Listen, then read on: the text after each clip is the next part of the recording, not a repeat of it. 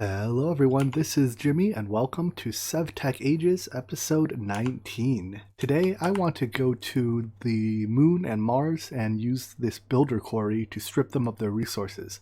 But before we do that, there's actually we have to come up with a place to store the resources.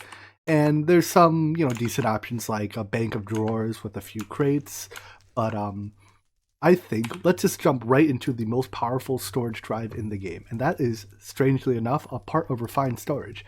So if we look at the storage drives that are available, in vanilla refined storage, they only go up to 64K, I believe. The bigger one is a creative drive that's unavailable because, well, creative. So a 64K drive in refined storage holds 64K items. But because we have quantum storage in the pack, there is a special refined storage drive, the quantum storage disk. It holds 2.14 billion items, and there are no type limits. So basically, it just holds every item you can ever dream of, and filtering be damned. So let's see what it'll take to make one of these. Now, looking on this page, you already see the biggest bottleneck. That is that the craft takes 5,000 seconds. That's about an hour and a half. But it's made from a quantum storage unit. This holds one type of item, and basically however many you can ever dream of.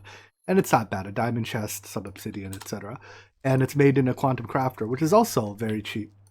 So I actually started this process a little while ago. Let's see how it's progressing. They're just sitting over here. Doesn't take power. So yeah, 100,000. I assume this unit is ticks, maybe 100,000 ticks, and we're 85,000 through. So we have another 15,000 ticks, or I don't know, however many, 10-ish minutes maybe left. So I'm just gonna let this finish running here. In the meantime, let's set up a basic refined storage network to hold our items. Now, I haven't tested if refined storage has interoperability with simple storage network yet, but I do believe that for later, when we use applied logistics for auto crafting, we can just put a storage bus on the disk drive or or maybe an interface type thing. I don't know, but refined storage does have interoperability with applied logistics, so we don't have to worry about that. So let's just set it. I guess we can do it over here. A controller. Crafting monitor is not necessary. That's just the or that's not what I want. I want a crafting grid. Hold on. Let's make that, and a disk drive to hold the drive when we're done. Let's make a grid. And this isn't necessary. This is just to see what's in the network. It takes a tier 2 crafting. You know what? Since we're not going to be crafting with it, let's just do a non-crafting grid for now then. And this is going to take fluids dust.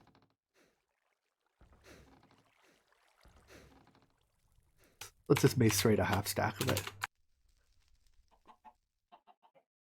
So once we have this, we should basically be able to hold every item we ever produce ever.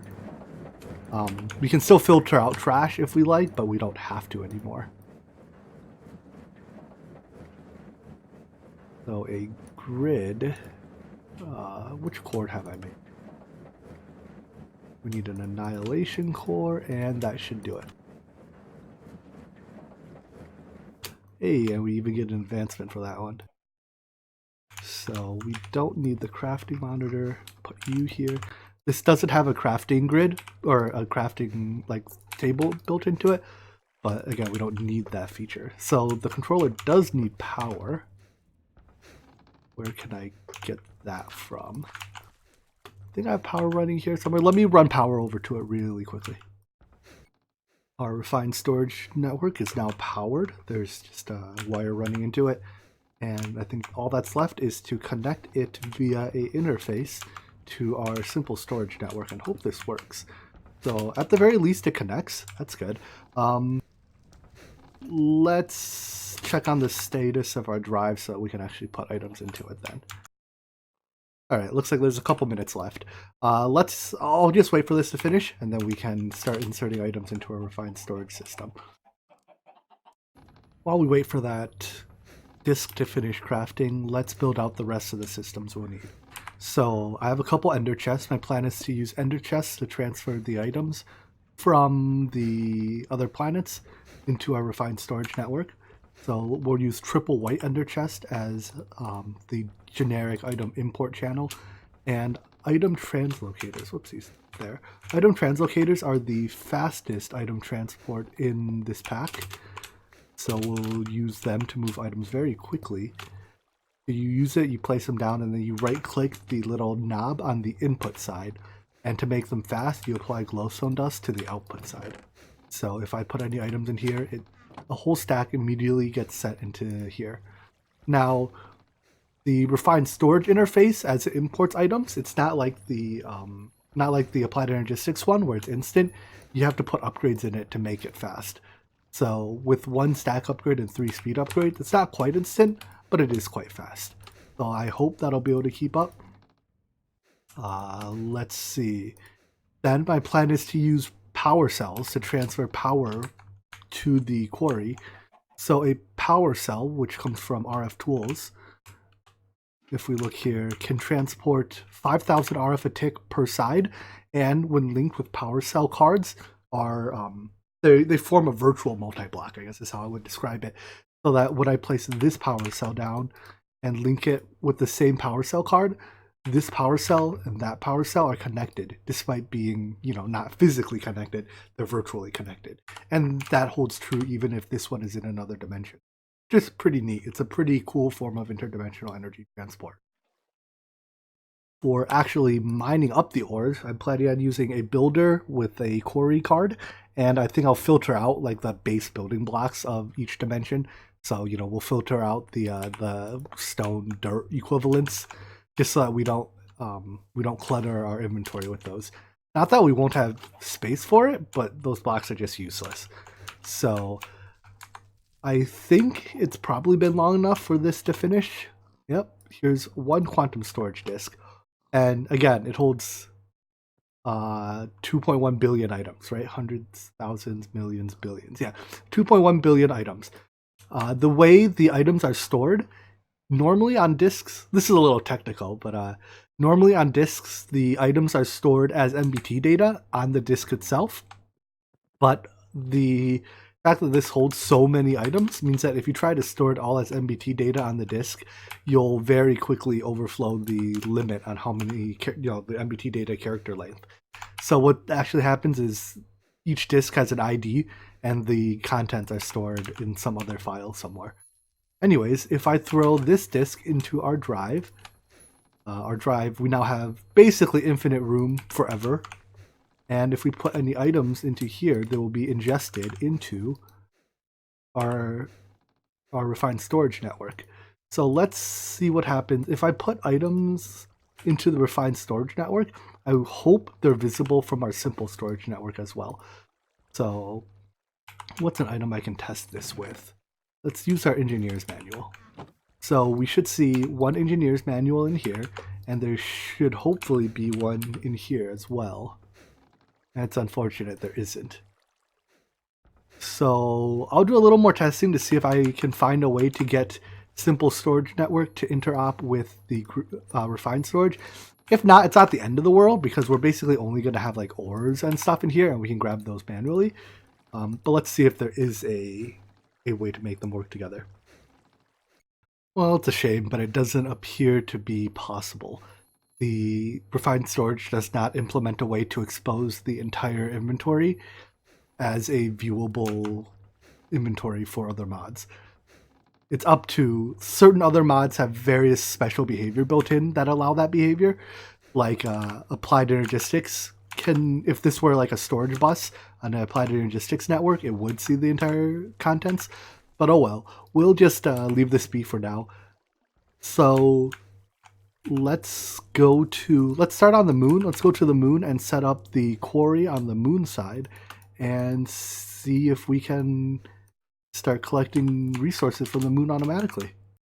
So before going to the moon, it would probably be a good idea to put on my spacesuit. And let's check the status of our air as well. Good enough. Alright, off to the moon. That's Mars. That one's no name. This one's moon. Pretty soon we can get access to the... Ooh, another explosion. I'm slightly concerned about those meteors hitting the quarry. Just a little bit. Oh well. What's the worst that could happen, right? So let's light up a little area just so I'm less likely to get jumped by mobs and as I'm setting this up. There's an arrow here, whatever. So power cell to provide power, set it to output. Now the builder can draw a lot more than 5k RF a tick. So what I'm actually thinking of doing is keeping one space in between and just extracting out of multiple sides of the power cell. That way we can get more than 5k a tick total throughput. So this should fill up pretty quick. This will drain. I guess I'm only inputting 4k, 5k a tick into the power cell for now. So as this fills up, we can, let's see, let's put our filter module in, or let's start by setting our filter. So when we shift right click the filter, we can open it and we want to blacklist, let's see, we want to blacklist moon turf and whatever is a layer down from moon turf. Probably regolith or something, moon rock. All right. So if there's other stuff we want to blacklist, we can add it later. But for now, these two we want to blacklist. We do not want Word Dictionary. And yeah, everything's good there, I think. So actually, I want to make sure we're not matching on metadata as well. Looks like there is no metadata option anyways. Cool. So then we can put this into the builder. Next, we want to define the size of the quarry. So we want a maximum size, which I think is 512 by 512. And the depth is, what's our Y level? 66 here. So let's do 66. As for the offset, we'll let the builder calculate the offset, but we want the vertical offset to be half of the total vertical size. And I'm pretty sure we want to offset it down. Let's put it in and find out. So there's the preview button, which, there we go. The preview will show us the area that is set to be mined out. Now, since I have stuff on that side of the quarry, I think I want to mine out this corner first. So this is what? Northwest? So the quarry will be in the southeast corner. Or the builder will be at the southeast corner. So if I click this button, you can turn the preview off. If I click this button, it'll, once it's done lagging, well, that's not even close to what I wanted to do. All right, let's see. Builder at southeast corner. So that has set the offset for me. But I think it got the direction on the y-axis wrong. Let's take a look. For these large previews, it takes it a second to generate. Any day now, buddy. Actually, it might all be underground, which is why it might not be visible.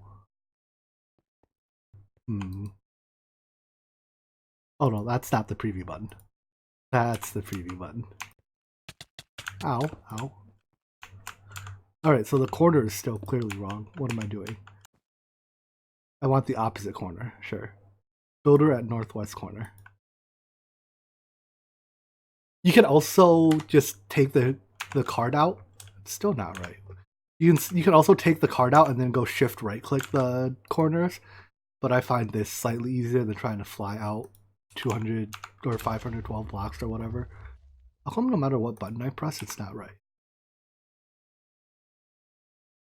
I press all 4 of them and none of them give me that corner. I don't understand.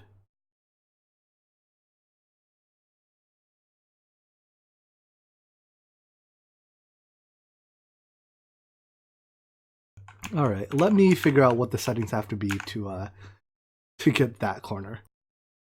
Alright, I think I figured it out. If we take this like as it was before, and invert the y-axis or the z-axis. So instead of positive, let's make this negative. That ought to do it. Please. Preview. Close enough, whatever.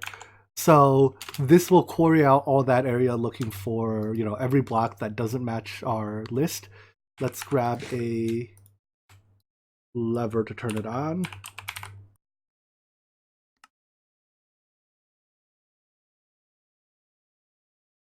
So a lever will turn it on, and we want the contents to go into our ender chest, which is right above it. So when we do this, we'll see it's running. I saw some, let's turn it off for a second. I saw some moon dirt in there. So I thought I blacklisted that. Oh wait, why is it on whitelist mode?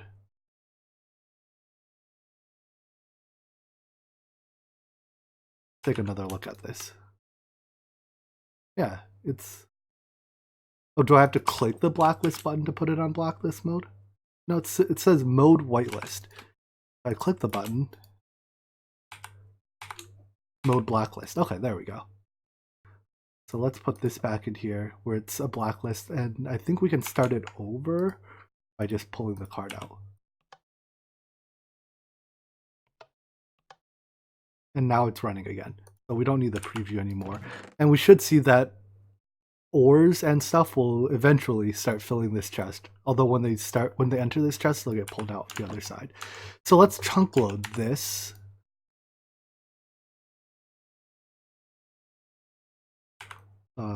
This loads a 9x9. Just by luck, I managed to build this across a chunk border, huh? But this chunk loader loads a 3x3 anyways, so it's fine. We'll place it here. It should load all of our chunks. And let's head back to the overworld and see if we've gotten any of the ores and stuff.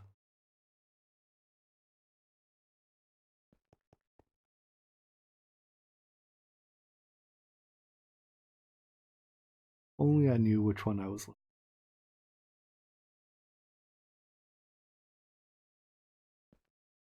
Thing is so picky about positioning. I can't even read the labels. Alright, you know what? I'll just see you when I'm back at the overworld. Looking at this, I think these were the items that were mined earlier, so let's move these out. But I think something's wrong with our filter based on the fact that no items are coming through. Right, there's literally 0 items in here and nothing is going into the chest. So I guess I have to head back to the moon and figure out what's wrong with that builder. So I found that if I take the filter out and turn it on, it'll mine and it'll even get ores. So I think the filter is being overly restrictive somehow, and I suspect that has something to do with the way the gating system in this pack works, the staging system.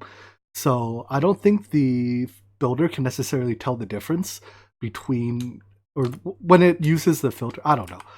I think when it uses the filter, it can't tell like what specifically it's working on, if that makes any sense. So I think I'll just let it mine everything, and we'll get a bunch of like moon turf and moon dirt, and all these extra blocks. We have enough storage room for it anyways in our 2.1 billion deep disk. So I'm gonna go to the overworld side, pump a bit more energy into our power cell, and we'll just let this run a while to get some of these lunar ores. So I'm pumping now 24k RF a tick into the power cell by using multiple sides. And as a result, our turbine can't keep up. For now, we're just eating into the buffer, but at some point we're going to have to upgrade our power generation since this only produces 12k a tick. I'm thinking maybe I'll just add a few more manual rotors, but then we'll end up consuming kerosene faster than we're producing it. So I sampled a few more chunks to look for an oil chunk. So this one was used up, right? And I think I found another oil chunk not too far away. over here somewhere, if I recall. I put the sample down so I can find it again. That's a water chunk.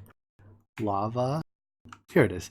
So yeah, not too far away we have another oil chunk. It doesn't have that much. Apparently it also has cinnabar in it, but that's just redstone as far as I can tell. So it doesn't have that much oil, but even if we dry it up, it'll be another 6 millibuckets of tick of trace oil, right? So I'll probably add another oil pump in this chunk to augment our oil production in the near future. So anyways, in the meantime, let's see what we can do while we run that pump. Our goal, I guess, is to get to the Kepler belt so we can get the the Kepler ores so that we can get into mystical agriculture, because that is by far the most efficient resource production mod in the pack. So let's go back to Mars and explore a Mars dungeon, shall we? In the meantime, our quarry is running on the moon, and when we get enough cheese and other stuff from the moon, we can switch that over to Mars and go get some dash or whatever else is on Mars. Which one of these is Mars? W? And I expect the Mars dungeons should be very similar to the moon ones. Our dungeon seeker, or what's it called, spawner seeker, says that there is a spawner nearby, so let's see if we can find the entrance. And it looks like it's just a little due north of us. We came quite a ways from where our ship was, landed down there. I think this is maybe a bit over 1,000 blocks. I noticed that despite this being a somewhat low gravity planet, here I'll just jump down here to show you. You still take a fair bit of fall damage. So I don't really like this fall. It almost assuredly won't kill me, but it'll hurt. So I can't really use my slime sling much, because if I do, it deals a tremendous amount of damage to me. So like before, let's just work through this dungeon looking for the boss at the end.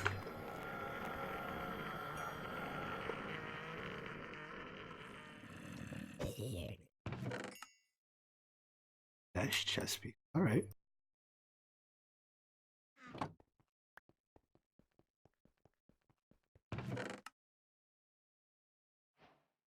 Can I like crush this back into normal? No, I can't.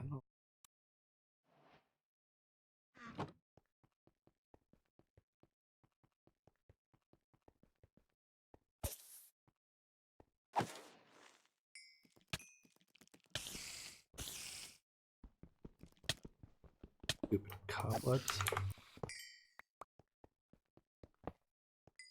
Alright, this looks like the boss room. So I think this boss, you just reflect his TNT back at him. I don't know, can you hit him directly? Doesn't look like it. If you just stand here spamming left click, turns out it's not a very hard boss fight. It's a little tedious.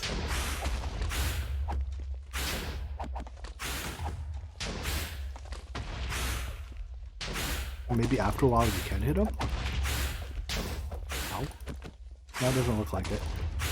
Alright, well, reflection it is.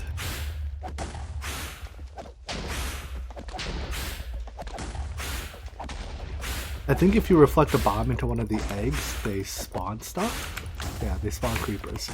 So, don't do that, I guess.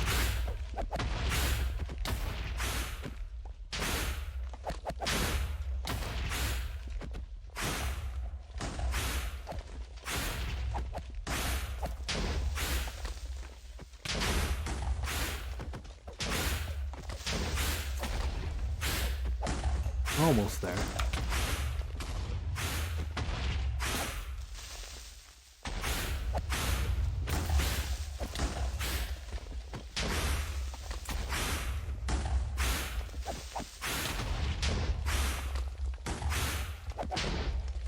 Wow, what a hard and engaging boss fight. One of my critiques of Galactic Craft is they have all these bosses and then there's stupid things like this. So he should have dropped a key, which we can use to open the chest. Which should hopefully have... Darn it! We got the wrong schematic. We wanted the one for the tier 2 rocket. So I'll take that book. So I guess we have to go find ourselves another dungeon. Oh well, I'm gonna work my way out of this one and look for another one. We're halfway through our air too, so I have to make sure that we don't run out of air before we get back. Well, it's not been very far, and I found another entrance. I noticed that if you set your map to topography mode, it's super easy to spot the entrances. You can also set it into cave mode, although I guess and then set it low enough. I guess it's not mapping, never mind. I'm also curious what these underground domes are, but I guess we'll check those out later. Let's go do this dungeon and hopefully get the right schematic. If we get the wrong one, maybe there are Martian villagers who'll trade with us, who knows. So the entrance is right here.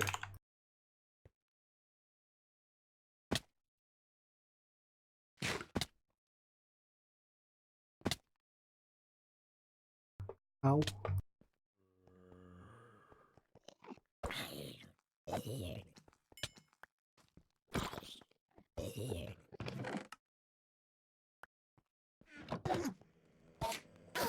These Endermen don't drop Ender Pearls or Ender Dust, whatever. It makes me sad.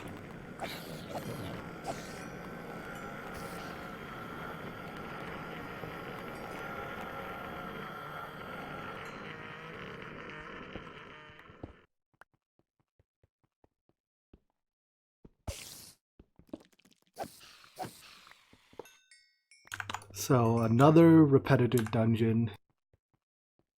Only like 6, 7 more tiers of these repetitive dungeons to go.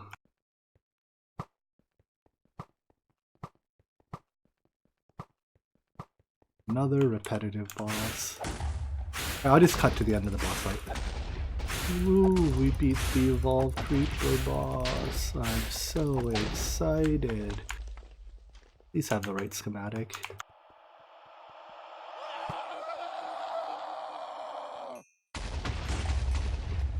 Pretty please have the right schematic.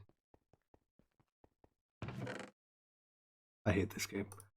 Alright, I'll take these. I don't have enough air, I think, to go look for another dungeon. So let's really quickly check out one of these blobs. I think they're just like large underground domes. Y level 30-ish. So I guess I'll just dig towards one and see what it is. I'll see when I get there. And here we are. Looks like just like an underground villa. Bacterial sludge. I'm gonna go ahead and not step in that. Let's grab a bucket of it. I doubt it's useful, but you never know, right? So what does bacterial sludge do? Nothing by the looks of it. Alright, well, we have it. I guess you can come here and get some ores. There's mobs in here, I don't know. Let's shear some of these vines, I guess. But I suspect this is just like a purely decorative thing. Carnivorous vines. Does it hurt if I touch it? It does. Oh, it poisons you too. Anyways, this was less exciting than I hoped. I was hoping there'd be like villagers down here that I could trade with or something. So we're on our last quarter tank of oxygen. Let's just head back to our base to do so. Let's try out using our underwing. Oh, wrong dimension, eh? Well, good thing we have a quarter tank of oxygen left to get home with. I just have to dig my way out. See you back on the surface. Back on the surface, and let's work our way back to our base. It's not actually quite that big a deal if I run out of oxygen, because I have 1800 spare oxygen, which is, I think, almost a full tank. These tanks are, I can check, 2700 each. So, yeah, I'm not actually in danger of running out of oxygen or anything, at least not in the immediate future. And it looks like we made it. So I'll have to do at least one more Mars dungeon to get the schematic, but I'll probably do that off camera because, again, they're very samey. And then when we do that, we can build our tier 3 rocket and head to Venus, I guess, or whatever other tier 3 planets there are. So, I'm going to refill my tanks and head back over to Mars, I guess. While I'm waiting for my air tanks to charge, it's pretty cool to watch all the items our Quarry is generating. Most of it is just filler blocks. In fact, let's take a look at what we've gotten. Right, 250k moon rock, which is useless. Wait, what does this do? This could make Scamulator? Hold up. Can this make a tier 3 rocket with cheese? I think the plan to go to the moon is, or go back to Mars is off, and we'll just make the darn schematic. I didn't know this must have been added recently as a way of creating schematics automatically. That's really awesome. So this is easy to make. Yeah, let's do it. What does this multi-block take? Some sky stone. Besides that, nothing looks this input-output blocks. Alright, let's make one of these. So this ought to do it. Let's see if we can build it. For such a small block, like why does a 3x3x2, right? The thing has 18 total blocks. Why does it need 9 different blocks? Needless complexity. It's also kind of hard to tell what exactly goes where. So I wouldn't be surprised if I get it wrong the first time around.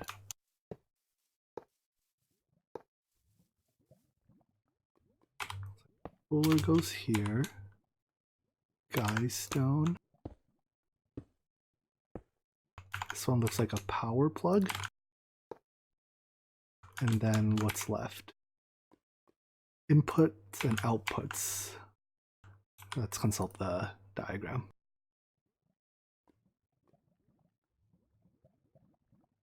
So it's fluid input bottom left, item input above it. All right. So fluid input, item input, and with any luck, this forms it. Thank goodness. Scamulator. So what we want to do is we want to make the tier 3 rocket schematic, which is melted cheese, empty map, and a little bit of unrefined dash. Does everything use melted cheese? It looks like it does. Okay, so how do we melt cheese? I hope it's not something complicated. We can just do it in a smeltery. Sure. So let me go get some melted cheese, and then we can go make our map. Or sorry, not our map, our schematic. So here's a tiny bit of melted cheese, but less than a bucket should be enough. So let's put it into our input here. And just to make sure, I think the item input for your 3 rocket is an empty map and unrefined dash. So there's a map, and I picked up a few pieces of this while exploring the dungeon. And I didn't plug it in. Right. One sec. Alright, now that I'm running wires over to here, and it's powered, that should start it up. And that'll make us our tier 3 rocket blueprint. That's much simpler than trying to do those stupid dungeons, and I'm never doing a dungeon again. Huge kudos to the pack developer who thought of this, whether it was Darko Stowe or whoever. Brilliant idea, fully support it. So now that we have our tier 3 rocket schematic, let's go learn it in our NASA workbench, and may as well learn our other schematic while we're at it, right? The cargo rocket. We did all the work to unlock it. Alright, so the cargo rocket I think is for like automatically transporting resources between the like moon bases or bases and asteroid belts and stuff and your main base, but we have ender chests, so that kind of nullifies the need for that. Now the tier 3 rocket, let's see, these are not tier 3 rockets. So the tier 3 rocket uses a bunch of this tier 3 heavy duty plate. A whole bunch of this tier 3 heavy duty plate. And I think this uses compressed dash. So compressed, which means we have to get more of this dash stuff the off of Mars. So what I'm thinking is, how about let's move our quarry from the moon to Mars, because I think we've probably gathered enough cheese curd. This copper and tin ore isn't particularly valuable, but we've probably gathered enough cheese that we can just use this for the time being. If we need more later, we can go back to the moon and quarry it again. But let's actually, you know what? Let's just build another quarry to use on Mars. But I think, yeah, I think this is a good wrapping up point for this episode. Between episodes, I'll go set up a quarry on Mars so that we can get the resources there. And when we come back, we'll start by building our tier 3 rocket to head over to Venus or wherever we have to go next. So I hope you enjoyed this episode, and I look forward to seeing you in the next one. Take care. Bye-bye.